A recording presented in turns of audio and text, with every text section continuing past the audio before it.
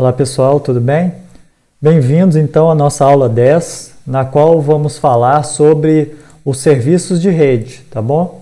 Então, na aula de hoje, a pergunta é a seguinte: a gente vê muitas vezes, né, que a gente digitando o nome de um site no nosso navegador, por exemplo, www.google.com, a gente já consegue acessar o servidor do Google, no caso, né? Mas a gente viu nas aulas anteriores que uma rede ela funciona por meio do endereço IP, tá certo?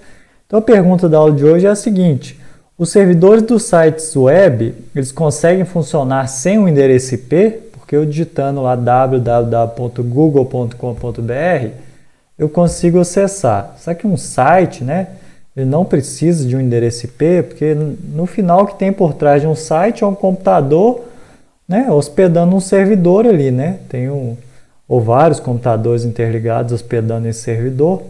Só que eles não precisam do Google, da Amazon, independente do que seja. A gente vai ver na aula de hoje.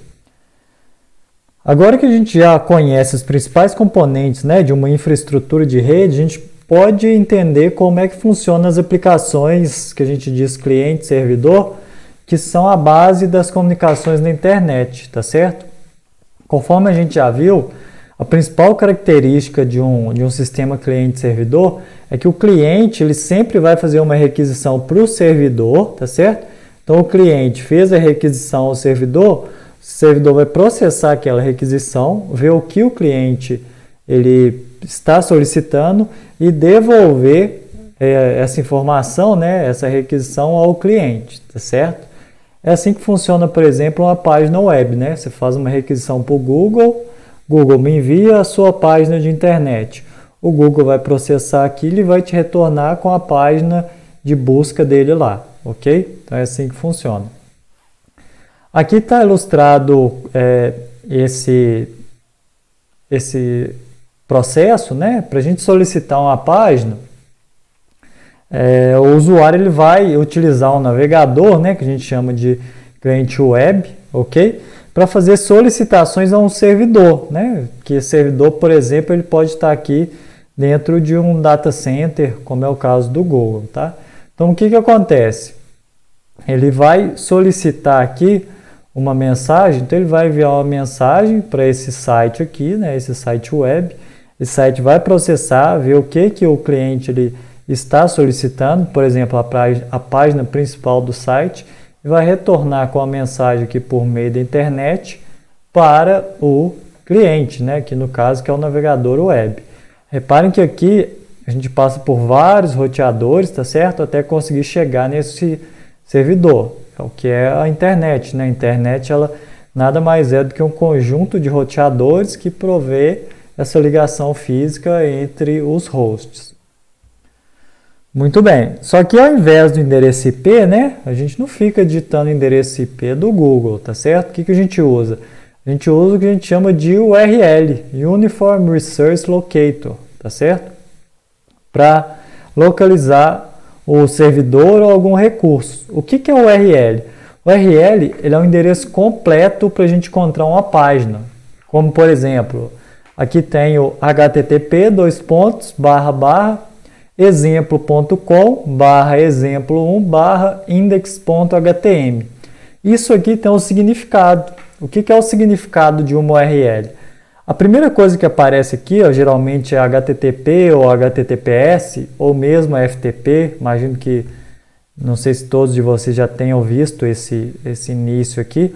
É o protocolo que é usado, tá certo? Então, no geral, é HTTP ou HTTPS. Aqui, a segunda parte, no caso aqui, exemplo.com, é o nome de domínio, né? A gente tem os nomes de domínio google.com.br, facebook.com, isso é o que a gente chama de domínio. As barras aqui, as próximas barras, exceto a última, é a pasta onde o recurso está armazenado. Na verdade, tudo que a gente navega na internet é um arquivo que fica guardado em um computador, que chamamos de servidor. Quando a gente endereça esse arquivo é enviado para a gente, tá certo? Então, ele fica dentro de um caminho lá, igual a gente tem no computador, né? Várias pastas. Para a gente acessar aquele arquivo, eu tenho que endereçar as pastas que estão ali. E a última coisa que aparece aqui na minha URL é exatamente esse arquivo que eu quero acessar. Aqui no caso, no meu exemplo, o arquivo ele chama index.htm, né? Que é o arquivo, vamos falar, inicial ali, por exemplo, de um site, tá? Aqui é só um exemplo, não quer dizer que toda página inicial seja dessa forma, mas é basicamente isso que a gente está fazendo. Para a gente ver isso aqui, né, a diferença entre essas URLs, verifique a diferença e explique o que a gente está acessando no caso dessas duas URLs aqui. Ó. Digite aí no seu navegador, né? É lógico que você não vai colocar nem um traço, nem dois traços, é só para separar aqui as URLs, tá? Digite aí ftp://ftp.ibge.gov.br, que você vai ver que isso aqui é um servidor FTP, que é na verdade utilizado para trocar arquivos. Então você vai ver que quando você acessar o FTP aqui do IBGE, vão aparecer vários arquivos lá que você pode baixar, que, né, lógico, são do IBGE. E o segundo que eu quero que vocês acessem é o https://www.ibge.gov.br/pt/início.html, que agora vocês já sabem interpretar aqui o que eu estou acessando, né? Faço o exercício de explicar o que essa segunda URL identifica, tá certo? Que em seguida a gente já corrige. Agora dê um pause aí no vídeo para você fazer e explicar ou pensar pelo menos que eu já vou corrigir. Muito bem. Então, o que significa esse segundo URL aqui, né? Essa segunda URL, ela informa para a gente o tipo de protocolo que eu estou acessando. É um HTTP seguro, né? HTTPS significa isso. O domínio é o ibge.gov.br. Aqui é a pasta que está, né, que está armazenando o meu arquivo. O arquivo que eu estou acessando aqui é o início.html. Ele está numa página que ele está dentro de uma pasta que se chama PT. PT geralmente significa a linguagem, né? Ou português, ou podia ser N de inglês, alguma coisa do tipo. Então, basicamente, esse tipo de site, o que ele faz para mudar a linguagem? Ele vai criar uma pasta com toda a estrutura do site escrito em português e outra pasta chamada N, né? Com toda a estrutura do site escrito em inglês. Então, basicamente isso. Quando você coloca PT aqui, você está falando que está acessando a pasta que chama PT, que logicamente tem todas as palavras do site escritas em português, ok? Muito bem. Então agora vamos falar de alguns serviços de rede, né, relacionados ao conjunto de protocolo TCP/IP. Cada um dos serviços de internet que a gente acessa, por exemplo, e-mail, troca de arquivos ou mesmo a solicitação de um site, ela vai depender de protocolos TCP/IP que vão fazer a troca de informações entre clientes e servidores, né? No caso, o cliente é a gente, o nosso navegador, e o servidor é o servidor que a gente está acessando, ok? Para que essa troca ela ocorra de uma maneira satisfatória, né? De uma maneira correta, cada um dos 4 níveis daquele modelo nosso lá de troca de dados na internet, né? Aquele modelo em camadas que a gente chamou de TCP/IP, ele tem que oferecer uma função, né? Vocês se lembram lá quais eram as 4 camadas do modelo TCP/IP? Vamos relembrar? Aplicação, transporte, rede e camada de acesso à rede, né? Muito bem. Então, a camada de aplicação, por exemplo, ela vai oferecer o protocolo HTTP, que é o que vai controlar essa interação entre cliente e servidor, né? Que vai fazer essas solicitações para o servidor, o cliente no caso. A camada de transporte, ela vai fornecer o protocolo TCP ou UDP. A gente já viu na última aula que o TCP ele é orientado à conexão, ou seja, ele cria uma conexão entre os dois hosts e vai sempre verificar se houve entrega. No caso do UDP, não tem essa garantia de entrega, então ele simplesmente manda a mensagem, né, e vai mandando a mensagem uma atrás da outra para ganhar velocidade.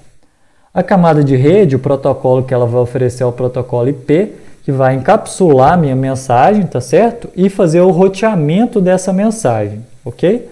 E por último, a camada de acesso, o protocolo dela vai depender do tipo de mídia. Se você está trabalhando com fibra ótica, com par trançado ou com o ar, né? No caso de redes Wi-Fi, ondas eletromagnéticas, o protocolo aqui vai mudar, tá certo? Então reparem que cada uma das camadas aqui, ela oferece um protocolo. Muito bem. Um outro serviço de rede que está relacionado aqui é o que a gente chama de número de porta, tá? Quando a gente entrega uma mensagem utilizando lá o TCP ou o DP, cada um dos serviços aqui no protocolo eles são identificados por o que a gente chama de número de porta. O que é esse número de porta? É o número que vai identificar um serviço. Por exemplo, aqui, ó, no caso de quando a gente envia o e-mail, se você estiver utilizando o protocolo POP3, o número de porta que identifica esse protocolo é o 110. Então, lá na camada de transporte, a gente vai falar a porta da aplicação juntamente com os dados, né? Então, as informações aqui, ó, elas têm os dados e identifica também o número de porta, tá certo? Que aqui no caso vai estar 110.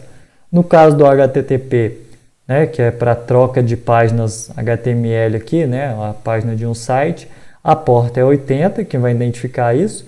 E no caso de mensagens instantâneas, né, os famosos chats aí, a porta de aplicação é a 531, tá certo?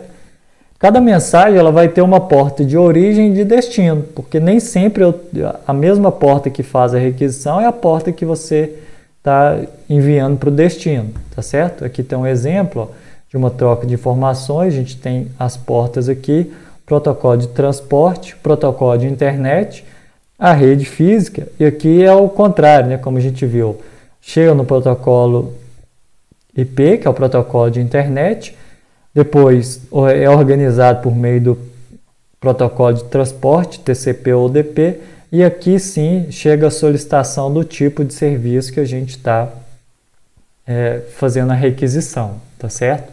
Repare que cada serviço está associado a uma porta, porque o que identifica o serviço realmente é essa porta.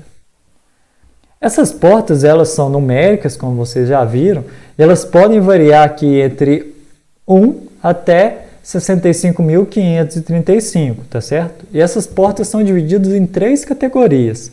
A primeira categoria de portas são as que a gente chama de portas conhecidas. Elas vão desde o número 1 até o 1023, tá? E estão sempre associadas a aplicativos de rede que são comuns. Por exemplo, um aplicativo que a gente utiliza para enviar mensagens, né? Desculpe, um protocolo, na verdade, que a gente usa para enviar mensagens, é o SMTP. Ele está associado à porta 25. O DNS, que é o que a gente vai ver daqui a pouco, está associado à porta 53. O HTTP ele está associado à porta 80. E o HTTPS está associado à porta 443, tá certo? Aqui na frente tem uma pequena descrição desse protocolo, tá certo? O que é. E todas são portas conhecidas. Sempre que houver uma requisição em uma dessas portas aqui, já está definido qual serviço estamos utilizando. A segunda categoria é as chamadas portas registradas. As portas de 1024 a 49.151, elas são usadas por empresas para registrar aplicativos específicos. Por exemplo, o Minecraft, ele utiliza a porta de comunicação 25.565. E o Windows Live Messenger, não sei nem se vocês conhecem isso aqui, né? O aplicativo de troca de mensagens, ele utiliza a porta 1863, ok? E por último a gente tem as portas privadas, que vão de 49.152 até 65.535, que são utilizadas geralmente como porta de origem por aplicativos quaisquer, que não tem registro de uma porta específica, tá bom? Muito bem, depois disso vamos fazer aqui uma pequena prática para ilustrar, tá certo? Vamos pegar o roteiro de laboratório 7, que fala sobre servidor, DNS e portas TCP/IP. Vamos ler somente o item A da fundamentação teórica. Deixa eu mostrar aqui para vocês. Então tá aqui. Muito bem, vamos ler só nos fundamentos teóricos aqui só. essa parte A, tá certo? E depois vamos fazer só a etapa 1 da nossa experiência, que é a observação de portas TCP e UDP em uso, tá? Vocês podem fazer aí do computador de vocês, ok? Lembrando que não é obrigatório, caso você esteja fazendo de celular, tá certo? O ideal é que você faça por meio de um computador. Eu vou cortar esse vídeo aqui para não ficar muito longo. Em seguida, a gente já continua falando de protocolo DNS.